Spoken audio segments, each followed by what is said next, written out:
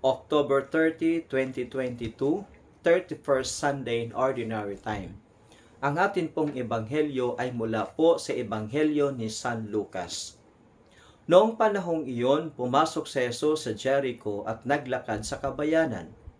Doy may isang mayamang puno ng mga publikano na nagngangalang Sakeo, at pinagsikapan niyang makita si Jesus upang makilala kung sino ito.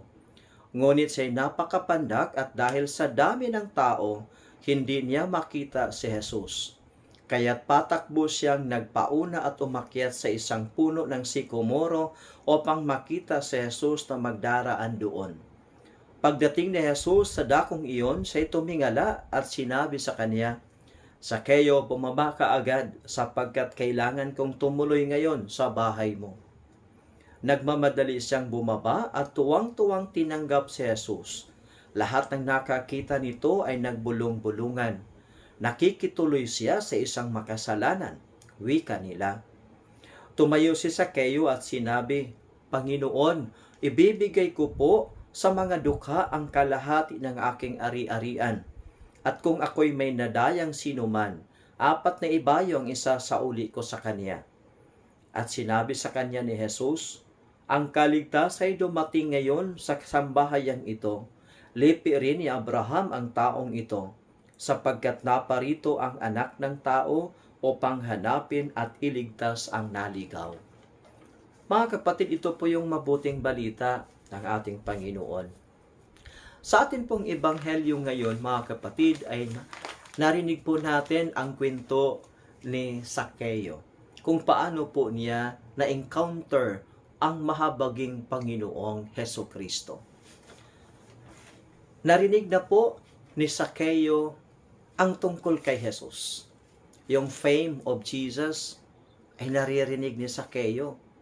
Siguro naririnig ni Sakeo na maraming mga makasalanang nakikisalo sa kanya, maraming mga makasalanang sumunod kay Jesus, maraming makasalanang nakikisalamuha sa kanya. Kaya si Sakeo rin, sa kanyang kaloob-looban, meron po siyang desire na makita, masulyapan man lang si Jesus kung sino si Jesus. Kaya ito yung desire ng taong itong si Sakeo. Ngunit siya'y pandak. Hindi po niya makita si Jesus dahil kapag siya ay nasa mga tao, matatabunan po siya at hindi po niya makita si Jesus. Ngunit mga kapatid, titingnan po natin na ang kanyang pagiging pandak ay hindi naging hadlang para sa kanya upang ma-encounter niya ang Panginoon. Ang kanyang pagiging pandak ay nagdadala sa kanya into a creative way. Naging creative si Sakeo, Naging creative siya. Anong ginawa ni Sakeo? Tumakbo siya, mauna sa mga tao, at umakyat sa puno ng isang sikomoro upang masulyapan si Jesus, makita si Jesus na magdaraan doon. Titingnan natin yung desire.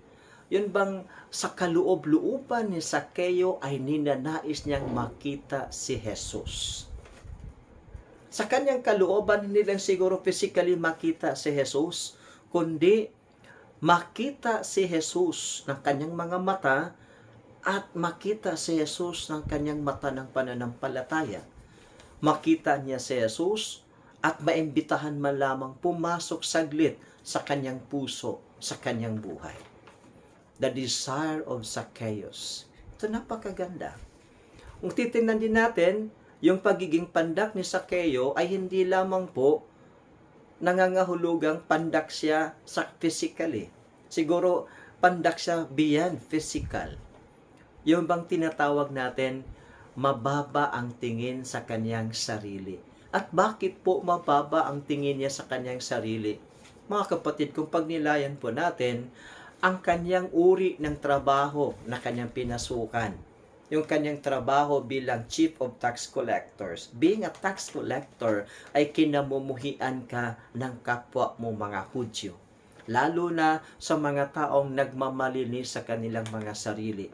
Dahil para sa kanila, ang pagiging tax collector ay isang trabaho na makasalanan. Of course, we know some stories about tax collectors.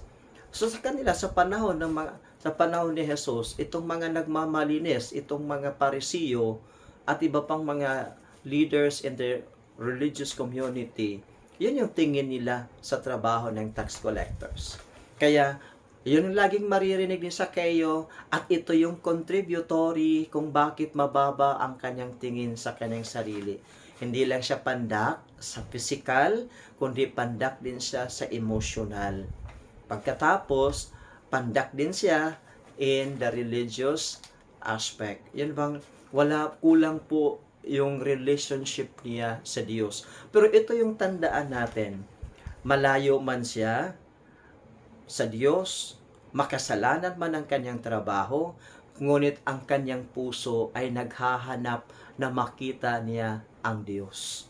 So ito yung napakaganda sa kanya, na makasalanan man ang kanyang trabaho, maaring hindi siya religious, maaring hindi siya pious person, pero sa kanyang puso ay hindi nawala ang longing na makita si Jesus sa kanyang buhay. Maranasan, maimbitahang pumasok at maging makaisa niya ang Panginoon, at siya naman ay maging kaisa ng Panginoon. Kaya, umakyat siya sa isang puno, patakbo siya. Ibig pong sabihin, lumayo siya sa mga tao na nagiging mga negatibo sa kanya. Yung mga toxic sa kanya. Lumayo si Zaccheo, umakyat sa puno ng isang tao. Patakbo siyang palayo sa mga tao. Umakyat siya sa isang puno upang makita niya si Jesus. At pagdating ni Jesus doon, tumingala si Jesus at sinabi niya kay Zaccheo, "Oy Zaccheo, bumaba ka nga dyan, pupunta ako sa bahay ninyo, doon ako tutuloy." At tuwang-tuwa at nagmamadali si Zaccheo na bumaba sa puno ng sikomoro, at tuwang-tuwang tinanggap niya si Jesus sa kanyang buhay bago niya tanggapin sa kanyang tahanan. So mga kapatid, tingnan natin, si Zaccheo ay tuwang-tuwang tinanggap si Jesus. Bago sa kanyang bahay, tinanggap niya si Jesus ng tuwang-tuwa, buong puso, sa kanyang puso na naghahanap na makita niya si Jesus. So, ngayon, nang tumingala si Jesus sa kanya, nakita siya. So, eyes to eyes, nakita siya, tiningnan siya ng Panginoon.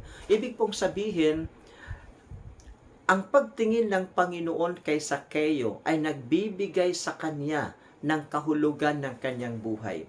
Si Zaccheo na mababa ang tingin niya sa kanyang sarili, ngayon tiningnan ni Jesus. At ang pagtingin ni Jesus ay nangangahulugan na ikaw ay itinataas ko ang iyong karangalan. Ikaw man din ay anak ni Abraham at nangangailangan ng kaligtasan. So mga kapatid, napakaganda ang ating ebanghelyo kung ating pagnilayan. Tiningnan siya ni Jesus. Tumingala si Jesus sa kanya. Nakita siya na nasa taas. Nakita ni Jesus ang desire sa puso ni Zaccheo. Kaya yung pagtingin ni Jesus ay pagbibigay halaga kay Zaccheo at pagtaas ng kanyang karangalan bilang anak ni Abraham, bilang anak ng Diyos. Pagkatapos sinabi ni Zaccheo kay Jesus, "Panginoon, sasabihin ko po ito sa inyo, ibibigay ko ang kalahati ng aking ari-arian sa mga taong nangangailangan, sa mga dukha." At sinabi pa niya, kung ako man ay nakapandaya noong mga panahon, isasauli ko sa kanya ang aking nadaya at dagdagan ko pa ito ng marami." Sabi niya, dagdagan ko pa ito ng marami pa, 4 na ibayo ang isasauli ko sa 4 folds. Sabi ni Zaccheo. So, yun bang ang titingnan natin na the impact of the encounter with Jesus. Yung napakahalagang tingnan natin, yung ating significant experience kay Lord, ano po ba ang bunga ng significant experience? Ano po bang impact sa buhay natin? Sa kay Zaccheo, naging malinaw na ang impact ng kanyang encounter with Jesus ay ang pagbabago ng kanyang kalooban, ang pagbabago ng kanyang pananaw sa kanyang sarili, at ang pagbabago ng kanyang pananaw sa kanyang kapwa-tao. Hindi na ngayon siya mandaraya. Ngayon siya isang mapagbigay na tao. Hindi na mababa ang kanyang tingin. Ngayon siya ay tumitingin sa kanyang sarili na bilang anak ng Diyos, na pinahahalagahan ng Diyos. Makasalanan ngunit hinanap ng Diyos.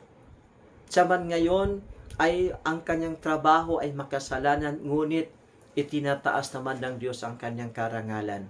Ito po yung encounter ni Zaccheo na nagdadala sa kanya sa isang pagbabago ng kalooban. Pagbabago ng puso. Yung pusong mandaraya, ngayon ay pusong mapagbigay sa mga dukha, sa mga naghihirap, sa mga taong may pangangailangan. Kaya mga kapatid, nawa po ang ating personal encounter with Jesus, yung ating laging pagsisimba, ay hindi lang mananatili sa pagsisimba, hindi lang mananatili sa religious or pious activity, kundi ito ay magdadala sa atin sa isang totoo, isang tunay na encounter with Jesus. At this encounter marks an impact in us na tayo ay magsumikap na maging mabuting tao. Na tingnan natin ang ating mga sarili na tayo ay may dangal. Ibinigay sa atin ng Diyos ang dangal na ito at ingatan natin ang dangal na mula sa Diyos. Iniligtas ka na ng Panginoon. Iniligtas na tayo ng ating tagapagligtas at manunubos na si Jesucristo. Kaya ingatan natin na hindi madungisan ang ating karangalan bilang mga anak ng Diyos. Mamuhay tayo ng tama. Mamuhay tayo ng kalugod-lugod sa harap ng Diyos. Kaya mga kapatid, nawa po ang ating ginagawa sa araw-araw, yung pagdarasal, yung linggo-linggo nating pagsisimba kay Lord, ito naway magdadala sa atin sa kapagbabagong anyo ng ating puso, sa pagiging mabait na tayo, o dadalhin tayo sa kabaitan, dadalhin tayo sa kaluwalhatian, dadalhin tayo sa ugnayan kay Lord at sa ugnayan natin sa ating kapwa. Mga kapatid, ay pagpalain tayong lahat sa linggong ito, na tayong lahat nawa ay gabayan ng Panginoon sa lahat ng ating mga gawain, at pagpalain nawa tayo ng mga biyaya ng Diyos na ating kinakailangan. God bless mga kapatid. Happy Sunday.